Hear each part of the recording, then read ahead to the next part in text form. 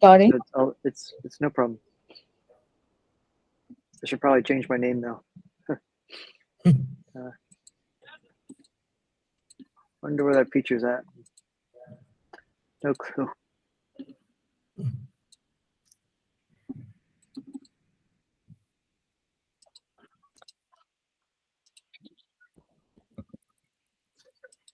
Yeah. So today we are here for this investment opportunity, Charles. Actually, I think, as I mentioned, these are two independent entities so far. Career Drivers being the parent company, and then GigJobs is a company that we started like a couple of years back. So we wanted to merge both of them basically, and then take it forward. Uh, so you want us to run through the deck in detail for you, the investment deck? Yes, please. Okay. So yeah, so as I mentioned, I think Career Drivers is into full-time hiring, specializing in hiring for GCC especially, and GigJobs is a marketplace for freelancers, IT vetted freelancers basically. And yeah, can you go down, Petra? Yeah. And yeah, this is about the problem statement, the problem that we are trying to solve. One is talent availability, time taken, and the cost to hire, basically. So talent availability over the years, as I said, I think we have been there for the last 10 years now. And then I personally have been in the industry for the last 20 years. So we have built a very, very strong network of 100,000 plus professionals database over the years. That is our major USP. And uh, on an average, full-time hire basically is taking in India anywhere between 90 days to 120 days to fill a position. With the kind of reach that we have in the market, we are reducing that time basically to anywhere between 25 to 30 days. And again, the cost of hire is being major challenge basically when it comes to full-time hiring. Only I think big time people basically are able to hire full-time, whereas startups basically are not in a position today to hire full-time talent. That is where big jobs have come into the picture, where startups who cannot afford to hire full-time talent, we are giving them a solution, saying that we have freelancers who can support them build their products. Further down, same. I think this I covered actually. Further down, yeah. So this is again. I think it's a unique. We are already tested. We've been there. I think Career Drivers last 10 years with multiple uh, global MNCs that we have proven, and GigJobs we already did couple of POCs. One on the FinTech side, another one on the gaming side. Down. This again I covered, I think 10,000 plus placements that we already did. Yeah, so this is the market overview for Career Drivers, which is into full-time placement for GCCs basically. This is as per the market information that we got. It's a huge market size that we can capture on.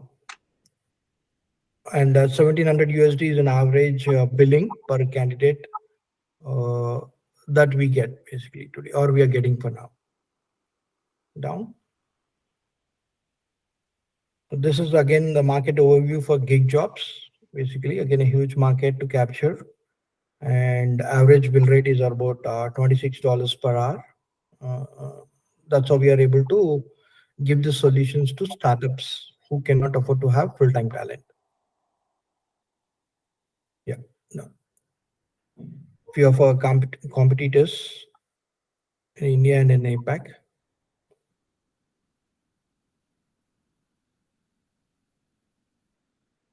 Again, few numbers in terms of the total availability potential basically.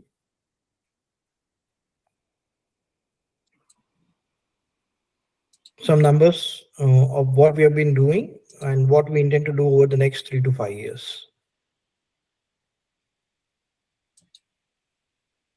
This is for career drivers and this is for GigJobs. Now.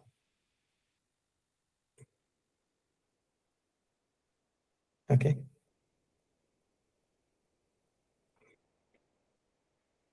So, and yeah, here is our ask actually. We are looking at around 500,000 USD for an equity dilution of 30%.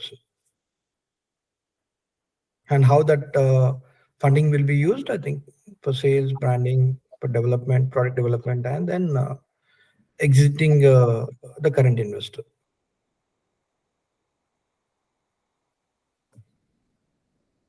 Yeah, this is about it, Charles. I think this also, again, we can share it with you for you to look into it in detail, and then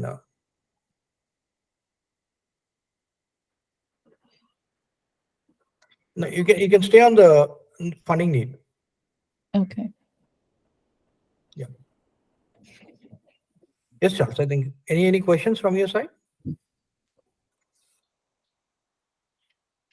So you're not audible.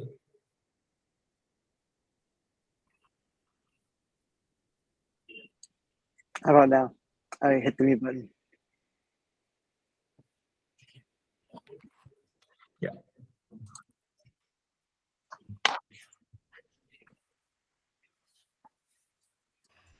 No questions. Okay. Now I got it. Is it still coming through clearly or no? Yeah, it's clear. Okay, great. So yeah. So these are two companies, as I said. What is in it for the investor at this point of time? Both the companies put together, basically, the current valuation is anywhere around 300 million. But we are okay. I mean, generally, if we go for 30% dilution, it will be anywhere around 90 million ask. But today we are looking at around 50 million.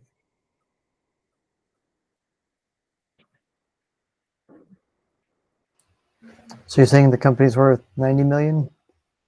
Yeah, both put together. Career Drivers has been. Sorry. So which two companies were they? I didn't get that. Career Drivers, one is into full-time talent, so talent acquisition company. And the other one, we were just running through the GigJobs. That's a marketplace, for freelancers where we execute the projects, short-term and, project-based, engagements. So through our vetted freelancers, basically. So these are the two companies. So initially we've run our desk, that is Career Drivers, our parent company. So this is GigJobs. So we're just clubbing it together, both the entities, and yeah. So which one do people invest in? Do they invest in GigJobs or do they invest in the holding company? Both. We wanted to club both the companies together. Okay.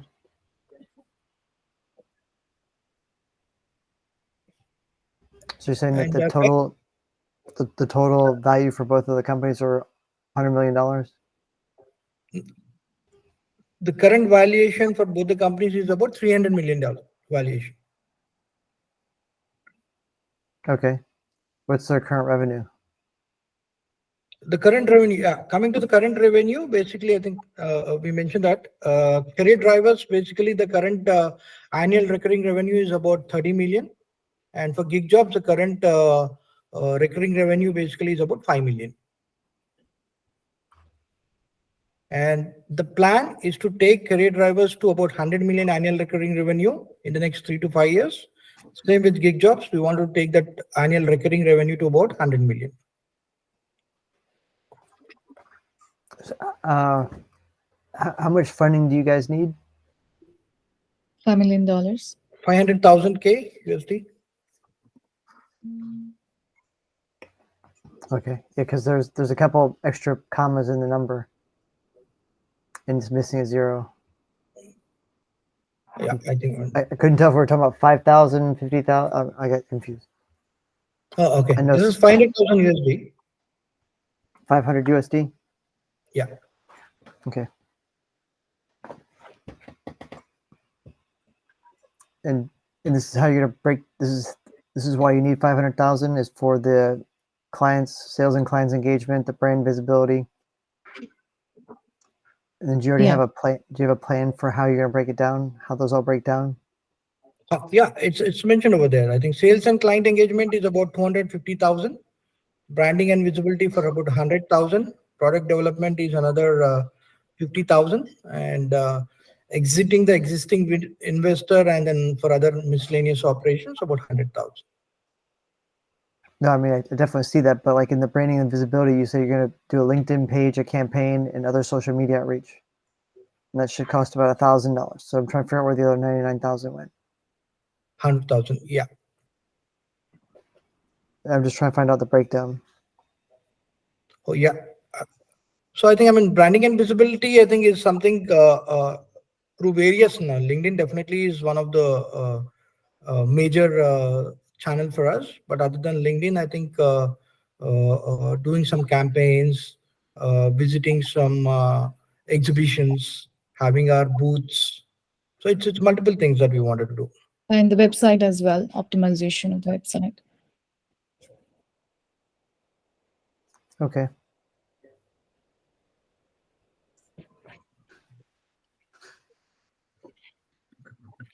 Excellent. All right. Product development. So the product development is the GigJobs platform about how you guys go about building that out. Yes, Charles. I think we have a basic MVP ready that we run through the video for you. We can share it with you, where the candidate can come in, do the basic registration, and the billing part is also included in it. I think all the bill payouts basically can happen through the platform at this point of time. But there's a lot more that we wanted to do it in terms of AI reporting. There's a plan actually. We have a CTO with us who's working, who's an IITN. IIT is a premium institute in India, Indian Institute of Technology. So he's our CTO, so who can help us with all of this plan. Is he a full-time employee or is he also a contractor? At this point of time, yes, he's not full time basically, but he can come full time. Okay.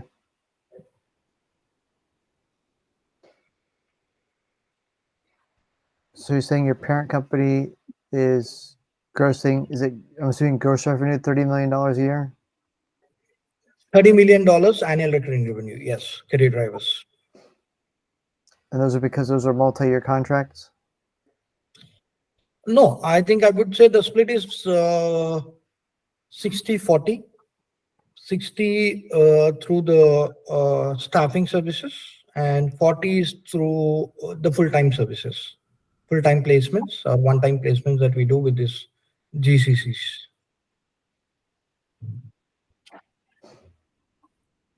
All right. So actually, I had this conversation 2 nights ago.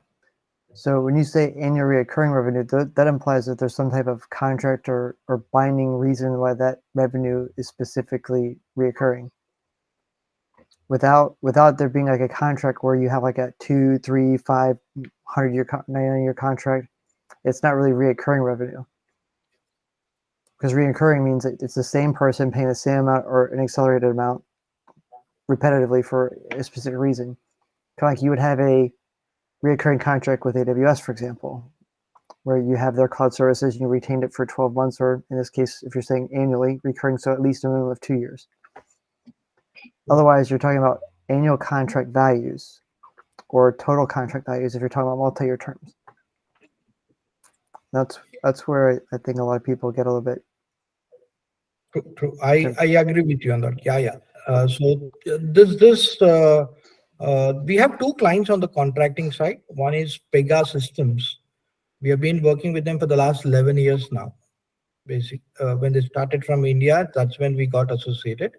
So we have their support staff working with us. On an average, we have anywhere between 6 to 10 numbers basically from them. That is the ratio that they have been maintaining all through the years. And the other client is from US. We have close to around 20 people as on date. It's a company on data science.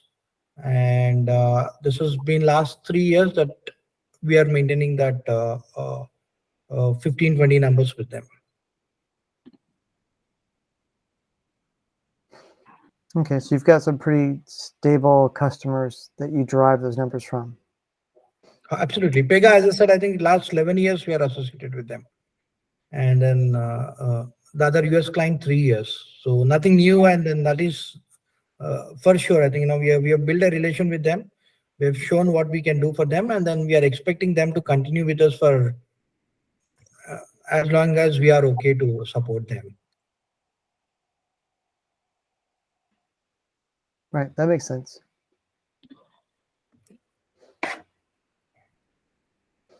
And the full-time placement, as you know, I think I meant say, as we place people, we get this revenue, and we already have positioned ourselves, and then we have proven ourselves with this GCCs. So we continue to get requirements from them.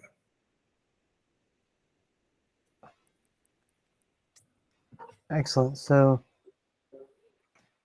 will you have, or do you have a current plan of how you're going to break down the $500,000 that you guys need?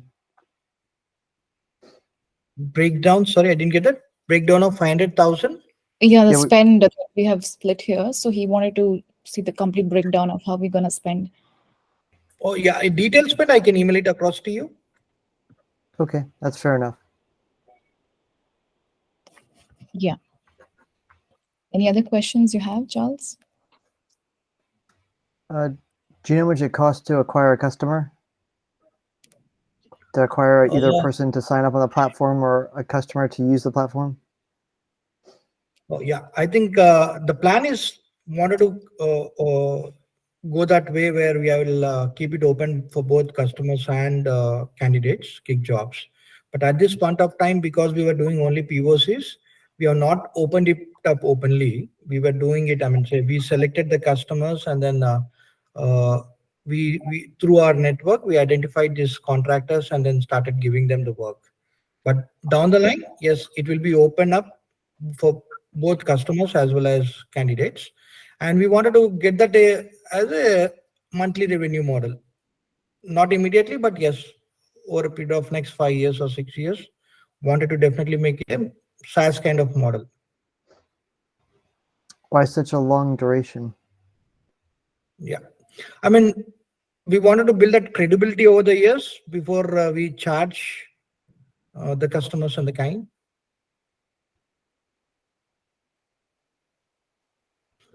So Okay. this is one of the revenue models. I mean, our revenue continue to come. I think the way we charge in the GigJobs basically is how our revenues is the client and the candidate agree to X number, and then on top of X, basically we have our handling charges as 10 to 20% or sometimes 30% also, depending on the severity of engagement in terms of what niche skill engagement or uh, niche requirement it is or the duration of the project. So we are profitable there also. We are getting our revenues now, but in terms of making the platform a subscription model, we wanted to take some time and then do it. Okay. Do you guys have competition in India right now for this type of Yes. model? Yes, Charles. Definitely there is competition. In fact, the good thing about it is there's one company which started along with us. We started during the COVID times, basically. And one of the founder has passed away. So we had to take a pause for some time and then revisit this idea again. So that's how it is. But there's another company which started at the same time. And then that company has already been acquired by one of the major IT services company in less than 2 years time. It's called as BGig.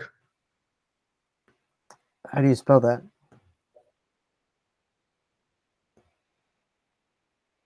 How do you spell that one? Sorry? Again, How do you spell it? How do you spell it? BEGIG. BGig. BEGIG. Okay. Yeah.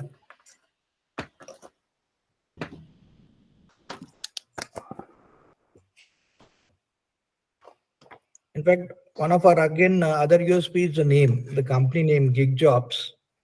There's a lot of competition for it, and then finally we could get that.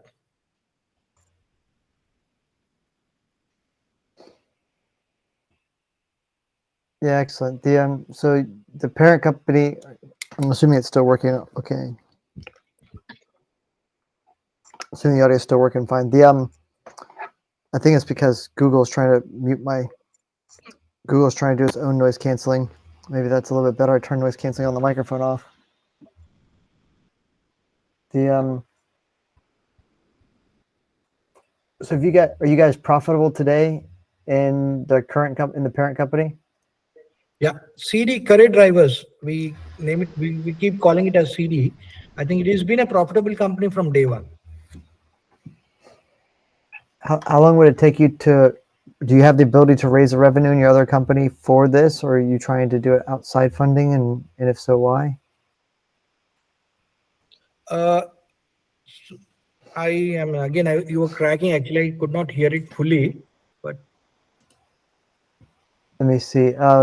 Let me change the microphone again on my side. Sorry, Google's not. Google doesn't like me.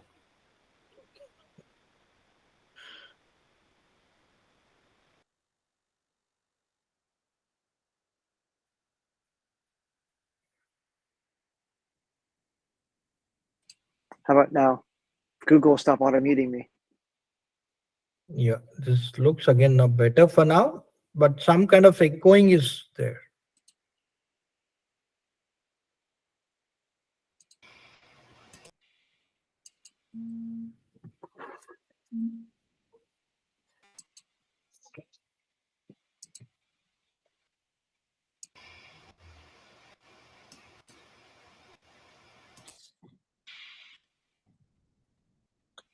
I'll wait for Google to get back to me on the settings there. Okay. So yeah, what was your last question, Charles? I'm assuming you can still hear me, but the audio died on my side when I changed the headset, so that's always fun. All right, so I think that's interesting enough. I do know the GigJobs market space quite well. I am familiar with it. I have used many of the platforms previously, Okay. so I am familiar with how those also work. Okay. I will take a look at the deck and everything that you send over and see if there's anything that I have questions on from there. Sure. And I think my audio is back now. Yeah, it's clear. Better now. Yeah. Okay, great. Yeah, it's just the service is trying to do that. It drives me nuts. No worries. So I'll take a look at the materials and look at those and see if there's anything else that makes sense there. In terms of the main business, and I'm sorry, the audio went inaudible on my side, the speakers went off. Does your principal company or the parent company not have the ability to raise the $500,000 to support it, or are you looking for outside funding? So, Charles, I think, see, today we are very comfortable. As I said, we are a profitable company. The scale at that we are operating today, we don't need any funding. But the funding that we're seeking is to scale it up further from the current revenues, basically. From 30 million annual recurring revenue, we wanted to take this company to 100 million annual recurring revenue. That's where we are seeking this additional support. How much of that revenue is recognized as profit? 10%. Currently 30 million, 10% is the profit. But if we scale it up to 100 million, I think we are assuming it to be around 30% profit. All right. So right now you've got $30 million of annual contract values,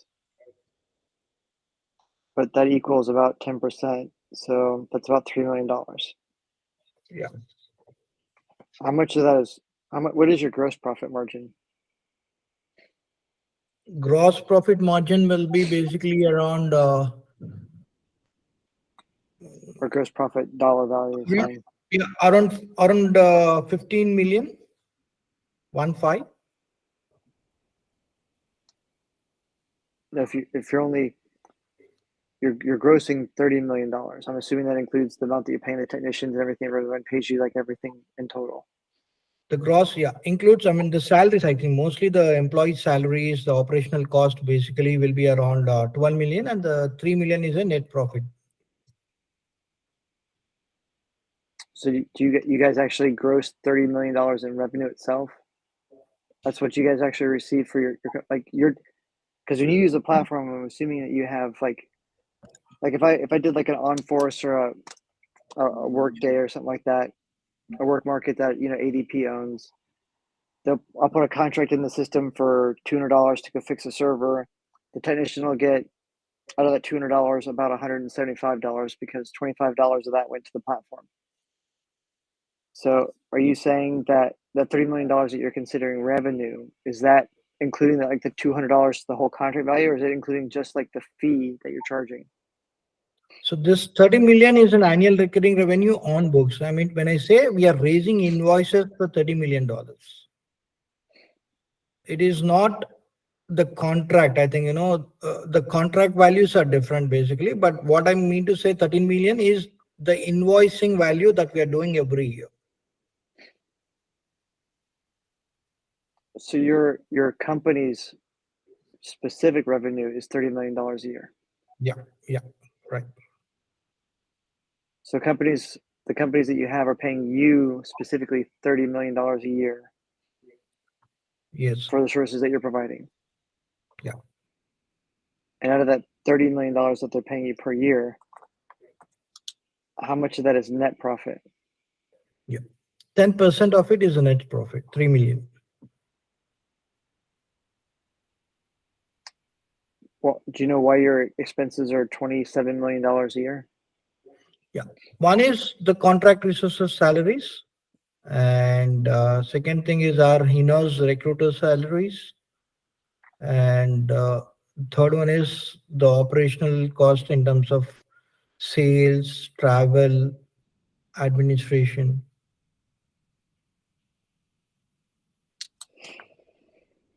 So when you build the companies for the employees, are the employees like a W-2 to you, or are they a 1099 to you?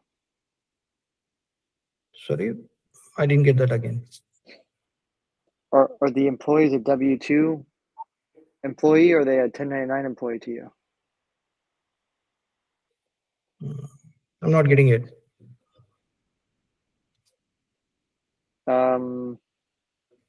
So what I'm saying is, if you're billing them for salaries of employees, how do you classify those employees on your books? Because they're technically contractors, but you employ them to the company Right. that they're working for. So are they like a W-2? Are they a W-2? Are they your full-time employee, but you're contracting them out technically to another company? Okay. Yeah. So I got, yeah. So this is, I mean, they are our full-time employees deployed at the client location.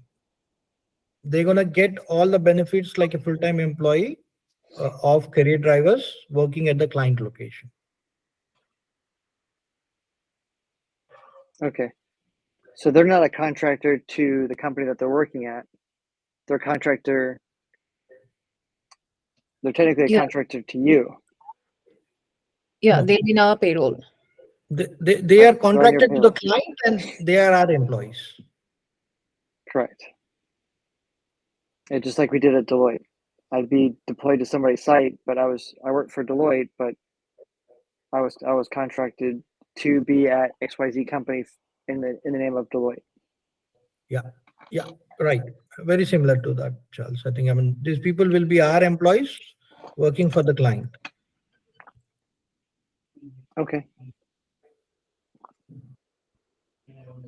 All right. That's why your salaries are so high. Okay. Yeah.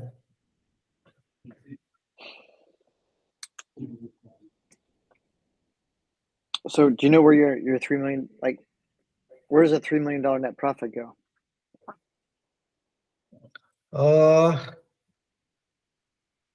In fact, what happened basically is we started exploring another vertical, training vertical before COVID.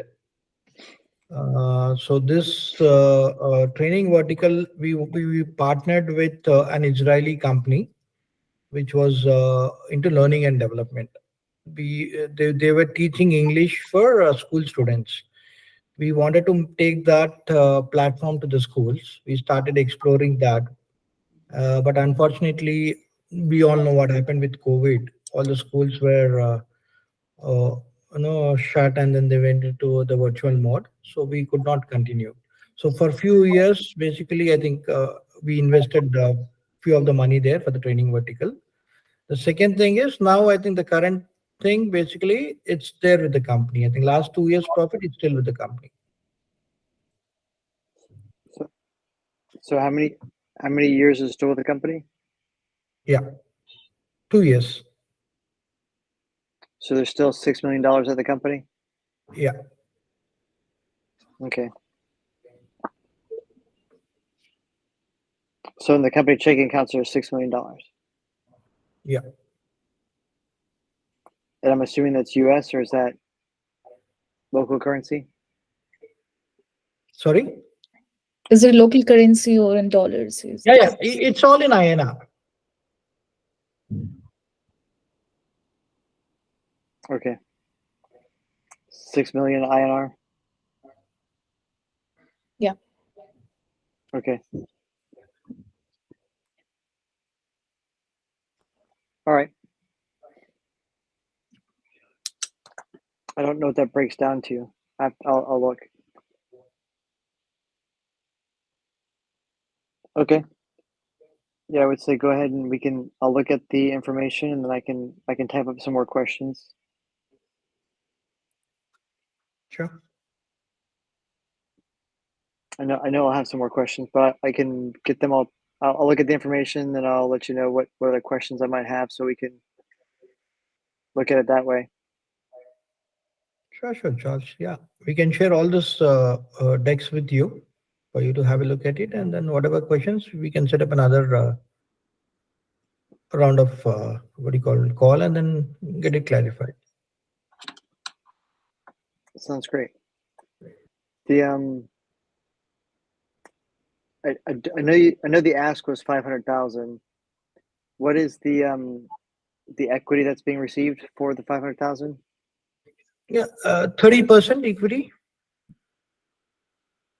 That's what I was telling about. Actually, I think that's where it's a advantage for this investor who's coming in now. As for the valuation, it should be around 900,000, but we are giving it is 30% equity for 500,000 USD.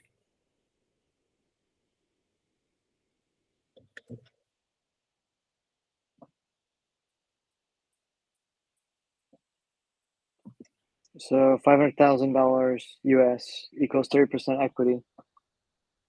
Is the company public or is it private? Sorry? Is the company publicly traded? No. We are a private limited company. All right. Who owns the other 70%? It's between me and a friend of mine. Okay. So there are two founders? Yeah. Yeah. So the other person, basically, I think we wanted to give it an exit because he was more keen for the training vertical that we started during the COVID times. But because we are not taking it forward, he wanted to move out of the current companies, basically, because I think he has a conflict of interest elsewhere. Okay. I mean, I used to I used to work for NIIT.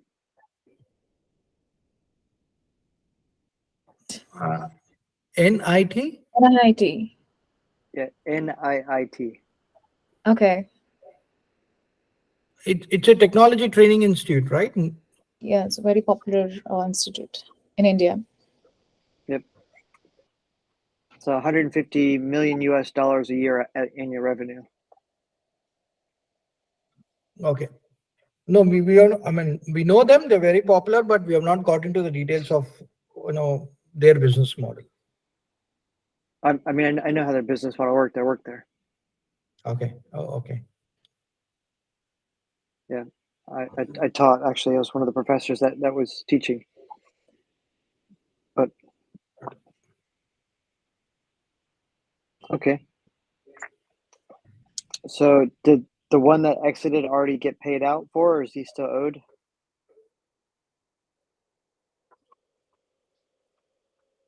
Raj, so he's asking about, am I audible? Yeah. Yes. Tell me. He's asking about the vinyl, this thing. Are we still paying him out, paid him out, or? Nothing at this point of time. I think except for the what do you call the exit that we need to discuss and then close things with him. What's his ownership percentage still? 30%. So he holds 30%. Yeah.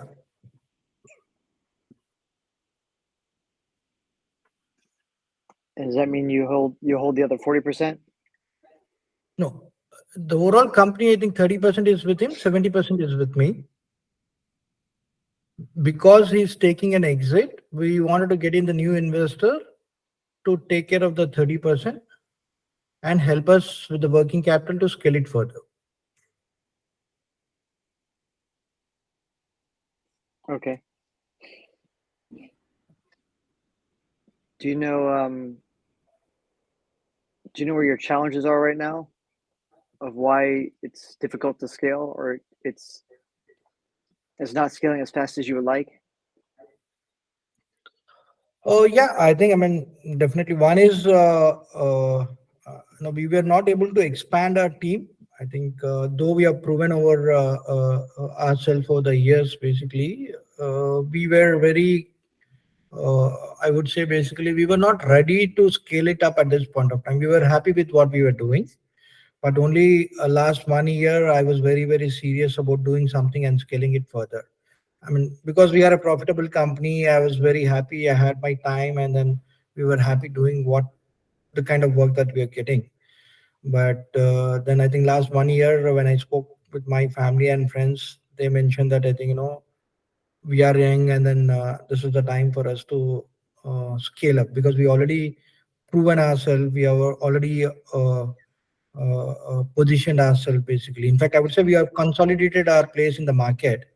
Now this is a time for us to use ourselves and use our experience to scale this further. So challenges in terms of scaling, I think, yeah, one is definitely investment. If we have the money, I think we know how to multiply this, what we are doing currently. And coming to GigJobs, basically, yeah, we wanted to have a more robust platform and a more strong sales team to scale it.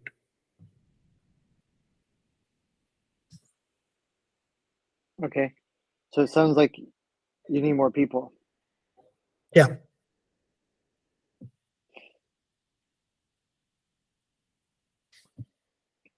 Out of curiosity, what are the people that you need going to do? Yeah, I think mostly on the sales side for career drivers to get the business, to get new clients, whether it is in India or international. I think we have the competency to handle international requirements also. So sales team is number one priority for career drivers, followed by the delivery teams. For every, as I said, I think the model that we follow is have an account manager followed by the recruiters. So that is number two priority, basically the delivery team, sales team and delivery team for career drivers. And for GigJobs, few developers, if possible, in-house. Otherwise, we can also do the contracting model to make this platform robust. But we also need a sales team there. Sales teams, yeah. I think at this point of time, sales team and a few developers for GigJobs would do.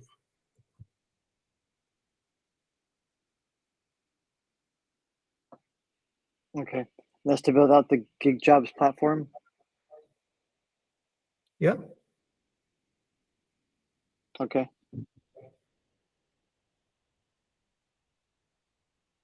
Have you ever looked at like a work market or an on-force platform or anything? Are you familiar with those? Oh yeah, I think so the USP is, I think, yeah, as you rightly said, I think there is enough competition and then there are players basically, but everybody has their own advantage. Everybody are playing to their own strengths. Similarly, what we feel basically is our network of 100,000 people. I mean, when we did this POCs with a couple of clients, one on the fintech space and other one on the gaming space. We started with, for example, if I talk about the gaming client, we started with one resource for a startup which was not able to, hire a full-time resource for various reasons, whether it is cost, whether it is time. Uh, so we started with one resource. They liked the quality of delivery that we did, and then they outsourced a complete optimization project of $5 million INR to us. So we build the confidence. So as I said, basically our strength is our people, the network of this 100,000 developer community that we have. That is our strength. And using this strength, we wanted to position ourselves in front of the client. And this network includes people from various domains, right? From gaming to fintech to uh, AI to ML, data sciences, Web3. So all of this tech that the latest technologies that we speak about, we have these people from the newest technologies, I would say. Okay. Can you tell me a little bit about? Can you tell me a little bit about the 100,000 resources that you have? What type of folks do they? What type of skill sets do they have? Yeah, all, in fact, as I said, last 20 years, Charles, have been in the industry, I think, and started hiring people when from the Pascals to C++ to mainframes to the new age technologies like AI, ML, data science, Web3.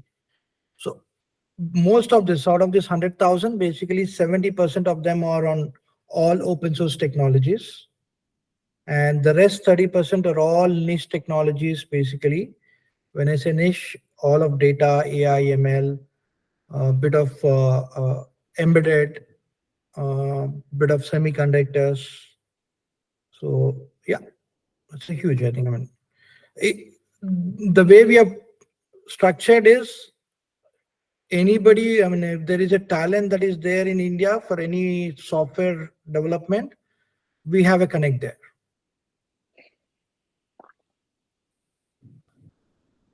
All right. And in terms of, if you ask me what is the experience level, these are typically between 4 years till 20 years. I'm not talking about any juniors or freshers here. And do you know what the average salary would be for those folks? You're talking about the bill rate or the average annual CTC for full-time ads? Because if it is freelancing, it is going to be per hour bill rate. So do you know both the bill rate client, but not your cost, but client side? It varies from I would say $15 to $30 per hour. Is what you'd bill the client? Is what you'd Yeah, bill Walmart or whoever the case may be that would be using the services? that's a cost. The model, the way we is like, that's a cost actually for the client.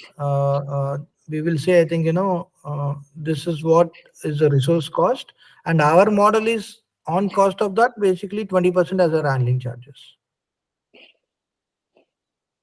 Very So you go to them transparent. at so you go to them at cost plus 20%.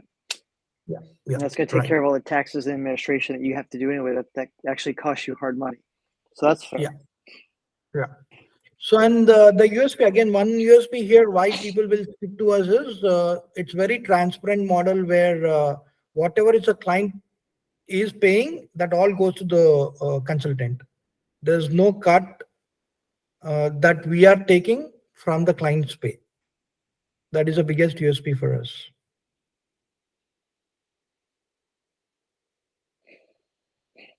So if I was making, say, $100 a day, then how would you get your $20? Would the company be paying that separately?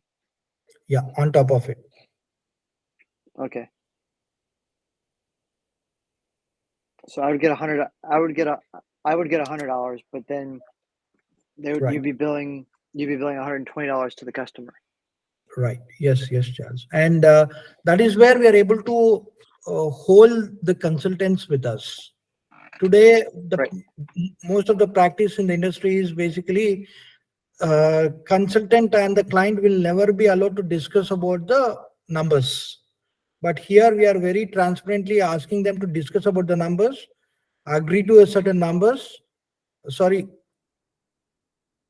is he talking to us? I mean,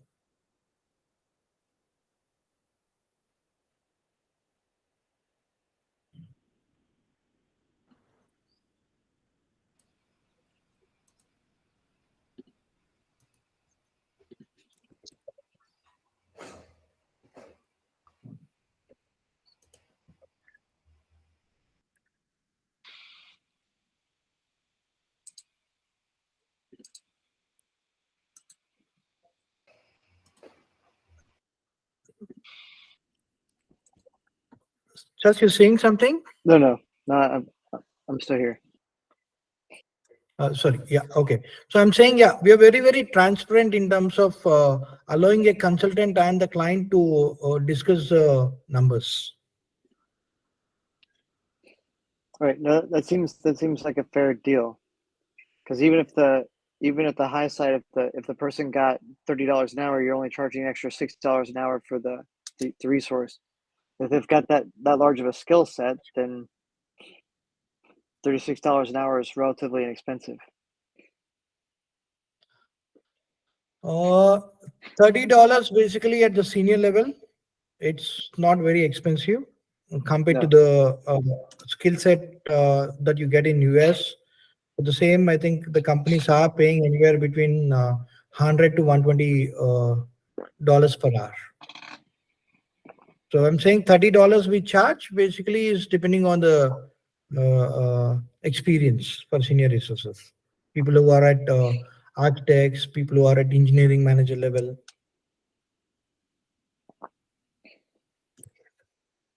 That's phenomenal. I'm assuming they're all remote at that point. They're the offshore development teams. Okay. Right.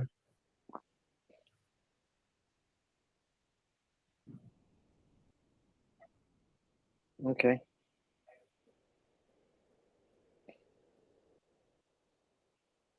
The reason why I'm asking is, and I don't know if Google's got this backwards or not. I can never tell. It's backwards on my screen, but it might not be backwards on your screen. But it's we host an AI, cybersecurity, and FinTech summit a couple times a year. Okay. Yeah, I can see it. Horizon Summit. Yes. So the reason why I was asking some very narrow questions or pointed questions was because that seems like a really reasonable rate for services, and most of the executives in my circle and the same ones that watch my YouTube channel and follow me on LinkedIn have the same problem I do, which is trying to find quality talent without, costing us like a fortune. Got it. So it's a common problem, and that's why I was asking a lot of questions. Maybe from some self-interest there, but also because I know who might want to buy it. Okay. When I say buy, I mean subscribe to the services. Right. Yeah. So that makes sense. Okay. Oh yeah. I mean, we can make you speak to these clients, the POCs that we have done in India, the gaming client and the FinTech client that I was talking about.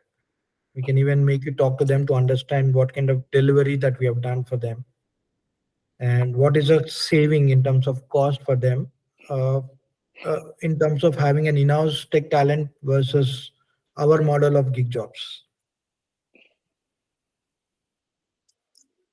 Now, are the companies that you're talking about, are they based in India or are they based in the US or someplace else? No, I think the gaming company was based out of Malta, and the FinTech company is based out of India, Bangalore. Okay. And this gaming company had another Indian entity also.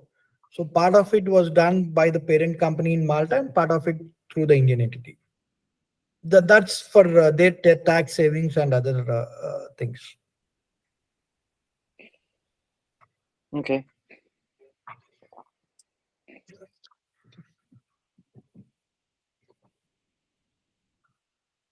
Interesting. All right. So out of those 100,000 developers that or engineers and talent that you have in your pool, how many are working at any given year? Are you employing consistently all 100,000 of them, or? No, I think these guys basically are working elsewhere, full-time employees basically. As and when there's a need, we reach out to them, ping them, and then whoever is interested or who is looking for an opportunity basically between jobs, we'll try to connect with them and then take them basically forward with the client. So at this point of time in GigJobs, we have a team of 10 people currently who are working and then executing this gaming project.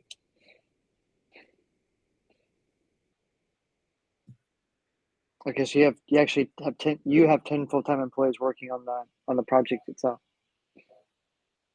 I would say no, I will not say full-time basically. I think they're freelancers. Okay. Spending anywhere between 20 hours to 40 hours a week.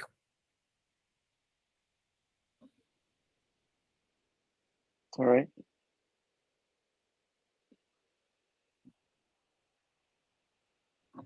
All right.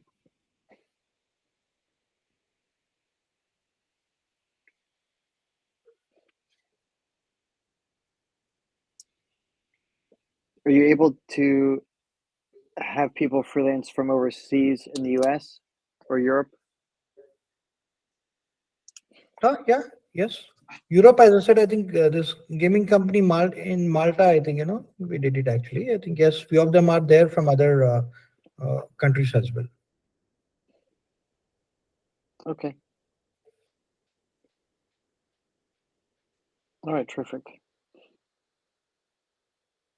When they, like, if we were to hire an engineer through your company, would you have I don't know how I guess you would do business to business, right?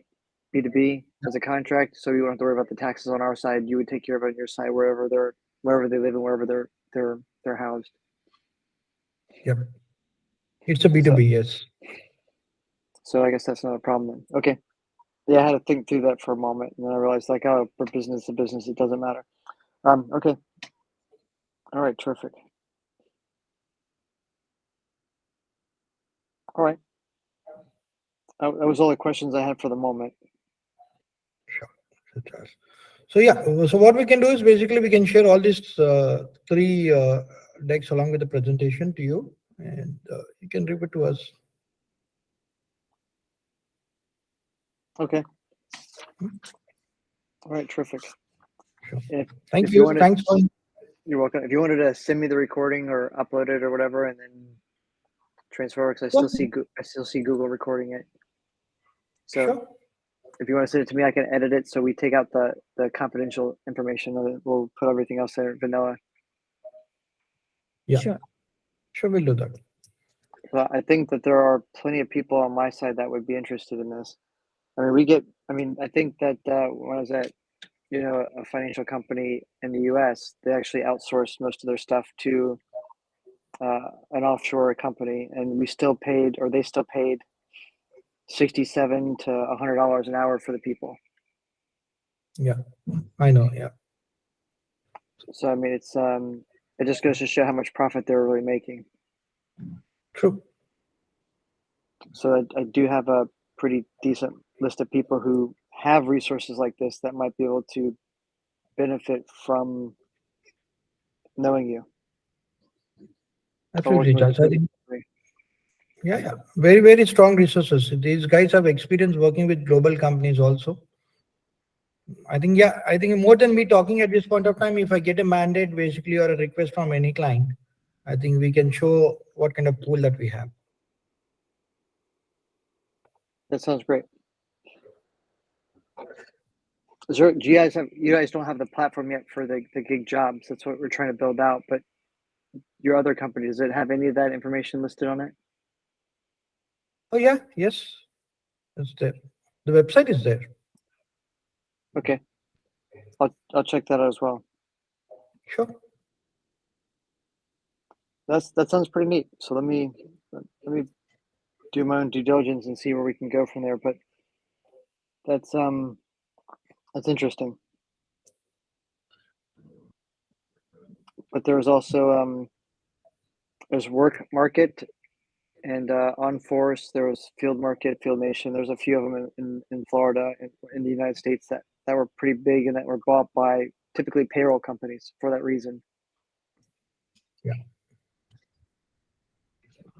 Okay. On this payroll thing, Charles, one quick thing. I don't know whether you heard about a company called as remote.com. Remote.com? Yeah. No. Okay. So just, I was checking with a few of their clients. They mentioned that, they are paying anywhere around $300 to $500 per candidate to take care of their payroll. And here, basically, we will be charging not more than $10-15 per candidate. That is a saving if they route it through us.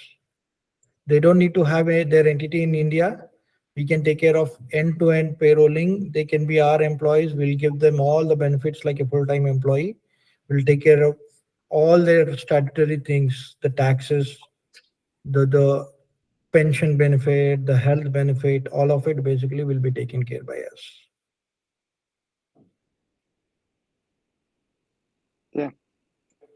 No, that sounds like a good idea. Right. Only thing is, I think remote is doing through a structured platform, but we are not doing through a structured platform at this point of time for payroll activity, but we can build it around that. Right. I don't think it has to be necessarily like an ADP type of scenario to be beneficial. I think as long as you have the ability to do it. Yeah. I think the platform's just kind of like a moot point for the payroll part. Yeah.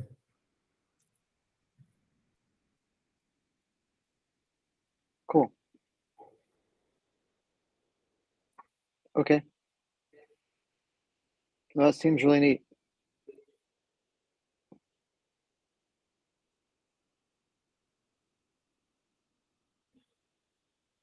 Yeah, no, I like it. I'll wait for some more information and then I can get back with you or you can get back with me a little bit later.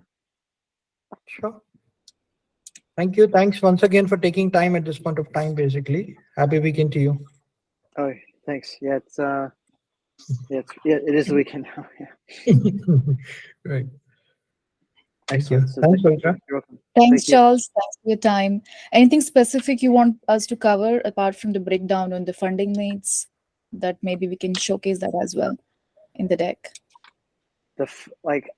I always want to know 1, 3, and 5. So if you hear me on the other podcasts or any of the equity platforms, you'll hear me always talk about 1, 3, and 5. I want to know what you're going to do in the third year. So having the business plan and breaking down what you're doing and how you're doing, it's always important. I understand that these are slide decks. One thing I learned from my very first board meeting I went into that it was a horrible board meeting. It was really bad.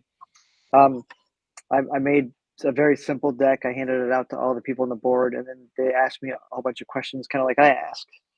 And when you don't have the answers, the people on the board tend to get really, really inquisitive, and they want to ask a lot more questions. So after the first board meeting, when I failed miserably, every board meeting I went to, after that I gave them the same standard basic sheets, but then I brought a really thick manual with me every time I came to the board meeting. So when they asked me, where did you get this data from? I would flip to wherever it was in the manual and explain to them and read it out to them. And then by the end of the third or the fourth board meeting, they stopped asking me questions because I already knew I prepared and brought the book with me every single time. But the first meeting I didn't. I was not prepared. So I say all that to circle back and answer your question directly with, when you give breakdowns like $100,000 for social media, but then you say you're going to spend it on LinkedIn and Facebook, it's kind of like, but that's like $1,000. I'm like, so then my mind says, well, where'd the other $99,000 go? I'm sitting there looking for it. Like, where did it go? So it's always important to be very concise, but it's also important to have the details when necessary, because if you did present this deck to somebody else, they're going to have the same thought I am. They'd be like, oh, Charles, no. If you want to see how this breaks down, just scroll down like 5 more slides, or at the bottom or after the end of everything. And they're like, here's the breakdown, like the 50 things that it comes with. And I'm gonna say, oh, okay. I don't want to read that. But without that, and I only see 2 bullet points for $100,000, I'm like, well, what's going on here? But then if you say, hold on, let me scroll down and then show me like, 50 or 100 bullet points below that, I'm gonna be like, I don't want to read this. It's just a question. It's a different mindset and a different answer, and you get a different perspective and perception from that. Agree. So that would be one thing. And then I always focus on how much customer acquisition cost is, because it's important to have that metric. Because if you don't know how much it costs you to acquire a customer, then it's very difficult to scale. And I say all that to say that it's not necessarily relevant how much it costs. Like the last guy I talked to last night or the night before, it was $50,000 to acquire a customer. So for the $250,000 he spent for his sales and his people, blah, blah, blah, he acquired 5 customers, $50,000 each, but he acquired a little bit over $700,000 in profit. So in result was he still net $450,000 in profit by spending the $250,000.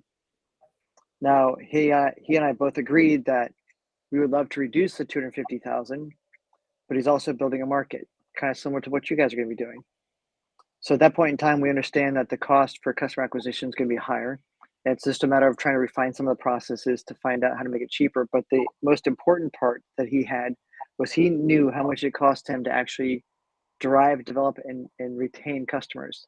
Because what you find when you talk about ARR, because annual recurring revenue to me is a contract. And if you want to have a contract renew without the churn rate going through, you have to make sure you keep your customers and your clients happy. And that's why I always differentiate between ARR and ACV, because annual contract values are different than annual recurring contracts. Because recurring contracts means that there's some type of habitual loophole that forces them to reoccur, as opposed to a contract value, meaning that it's just like a one and done thing, which I understand that had contracts and customers for 11 years, but they could technically opt out and do something differently next week, next year, or whatnot. So it's not technically reoccurring because it's not guaranteed. The reoccurring is more of like the guarantee aspect. So that's what I try to make people know and be mindful of, because in most people's minds, it's like, oh, it's a revenue.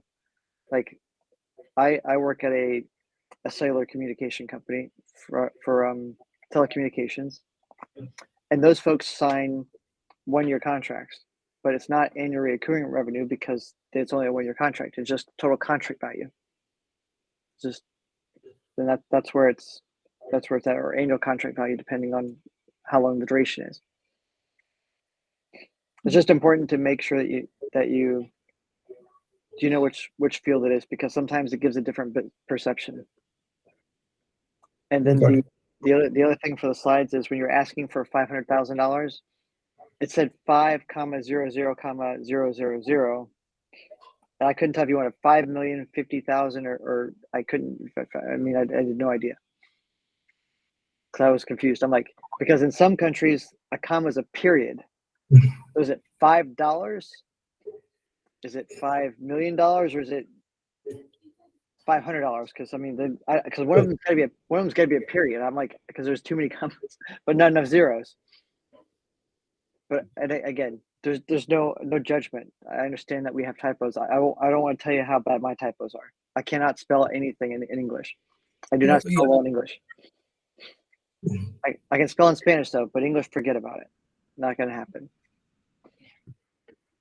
Okay. So that's important to know. So I think, from my perspective, I don't think that's too critical.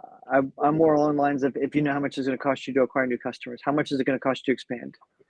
So you guys want to scale and go to $100 million of annual revenue. So in order for me to see your vision, I need to understand how much it costs you to get to where you're at now, so I can understand how much it's going to, in my mind, calculate to be how much it's going to cost to expand. So I love the vision, I love the dream, I love to share it with you, but I need to see what you see, and the only way that I can get there is by the numbers, so I can be on the same level as you, because you have to have a vision to know where the $500,000 came from. That was a number you picked out of the air. Now, I'm not saying you did, but it's, again, the numbers and the metrics are how we get to the values and how we get to where we need to scale. Because if, for example, we need, $1.2 million or $1.5 million or $800,000 to scale to get to your $100 million of annual recurring revenue or annual contract value, or whatever the case may be, or whatever the model is, I need to know that, okay, if I've only got X amount of dollars, that means I need to go find Bob or Sally or somebody else who's got additional money to make sure that we can scale and get to where we need to go. So I can make sure that what we're doing is like a complete plan. I made that mistake on the first company I took public. They kept saying that you need this $500,000, and we had them come in and audit, like, oh, no, you need 1.2, and it's like, oh crap, now we got to go back and find $800,000 more or $700,000 more. So it's a problem, which is why it's always critical to know how much it costs for customer acquisitions and stuff. I hope I'm not being, rambling on, but No, you're not. It completely makes sense. The more metrics that you can share with us as investors, the easier it is for us to make decisions. Because anytime that we have to stop and think, or anytime that we have to ask a question, is a problem. Like, when you're done with your deck, the investor should have no questions. If we have no questions, then you did an amazing job. Because that almost never happens. So if you can answer all the questions through the highlights without skipping a beat and do it concisely, and then the investor doesn't have any questions, then you did amazing. Yeah. That means we don't have to think about very much. We don't have to calculate very much. It means, like, okay, it's all laid out here, blah blah blah, makes sense. Okay, great. I'll check the numbers later. And that's our thought process. Yeah. But I like a lot of the information in the deck. There's just some stuff that was oversimplified that would need to be expanded upon. And again, I understand that you're trying to make everything nice and concise because you're trying to make sure that people don't get bored. 100% understand. I have ADHD, so I get bored super easy. So you just got to put a few slides down, all of those things that we talked about. So when someone like me asks a question like, where these numbers come from? How'd you get here? You can say, Charles, no problem. I got you. Let me scroll down. You see all the stuff, and then I'll be like, oh, okay, I don't care. That's my normal response. Like, oh, okay, you already did the homework for me. I'll check it later. Let's move on to something else. But when that data is not there, the question is like, well, now I'm going to go spend all this time and go figure out all this stuff that's probably not even relevant anyway. Because my mind's like, well, what about this? And like, I don't know. I've got to go find out now, because the curiosity has that. So I hope that's helpful. Yeah. Fair enough. Now, if you want to be introduced to some other people, I do know some other folks that do investing, that do help write decks. I'm not saying you need to get a new deck though. It really drives me nuts when people say you need to buy a deck for like $8,500 or $5,000 or $10,000 or something crazy. But I know you guys are private, so if you guys need help with marketing, or if you guys want suggestions for marketing, and again, you don't have to take them. I'm not going to be offended. I don't care. I've got thick skin. But if you're looking for advice, or you're looking for help, or if you want to talk again about what you think this, that, and the other thing is, and you want my opinion on stuff, you're welcome to ask. That's not a problem. Sure. Thank you. So I'll look forward to the recording so I can get it edited and edit all this stuff out. And then upload it to the YouTube channel so some of the other folks can see it. But I know that there's a lot of executives that I talk with that have a huge problem with hiring right now. And it's a problem that's prolific in our industry. Right. So I'd like to at least help you with that. But moreover, I'm happy to help you and go down the road as the investor with you, but also to explore those opportunities. But at the same token, also try to help you expand your business. What you're going to need is multiple partners to help you expand to where you want to go. I'm assuming that's probably going to be your vision. Your vision is to probably get 2, 3, 4, 5 partners, give them 5 or 8% each or whatever the case may be, and then expand it and diversify your portfolio that way. Because that's going to be the best thing for you personally, is to have multiple investors. Because if you have just me, for example, I don't know everybody in the world. You need somebody else in Europe. You need somebody else in Asia, whatever the case may be, to diversify across your portfolio. Otherwise, you're going to get stagnant again. And then in a year or two, you're going to be like, hey, I hit another saturation point. And this whole problem is going to happen all over again. But then now you don't have any more equity to pass out and bring in additional people, because at that point in time, you don't need money. You need partners. You need resources and connections. And that's pretty much where you're at right now, actually, which I think you probably already know. Good. Yeah. Okay. Cool. Terrific. Well, let me know if you have any other questions. I'll look forward to that information, and then we can see where we can go from here. Definitely. What is your timeline?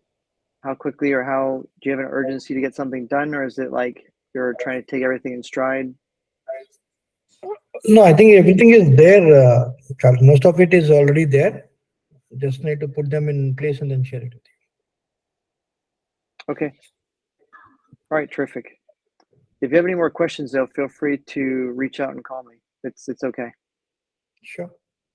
I also have WhatsApp and Signal and Telegram and everything else in between. So Okay. if you have questions, I'm a pretty candid guy. You're welcome to ask. You're not going to offend me. You're not going to hurt my feelings. There's nothing that you can say that's gonna offend me. It's my mentality. Sure. So I'll put my phone number and my information in the chat. So if you have any questions, you're welcome to reach out to me. And I'm Sure. happy to make any introductions that you need and give you any recommendations that might be relevant if you want that. Okay. And again, use it, don't use it. I'm okay. It's trying to help you guys scale and grow. I worked with the guy from one of the other platforms that sold it, and I watched how much money he made. So I know that there's potential here, and I know that the probability of you getting bought as you scale is pretty high, especially as Deloitte and Tata keep expanding in India. Right. So I know that your market is huge. Right. And that's kind of where that's what my vision is personally. So that's where I'm at. Let me know if you have any questions. I think that was a great meeting, good presentation. Just a few things we got to update so people's curiosity doesn't run wild. Sure. Do you have any questions for me? Not at this point of time, Charles. I think we don't want to take more of your time, but once we share these details with you, I think if required, we can connect back again. Yes, I think we should do that. Yeah. That way Thank you. You're welcome. Yeah, thank you. Thanks for You're your time. welcome. Thank you. Happy weekend, Charles. Thank you. Thank Thanks you. for your time. You're welcome. Thank you. Thank you. Thanks. Bye-bye. Bye.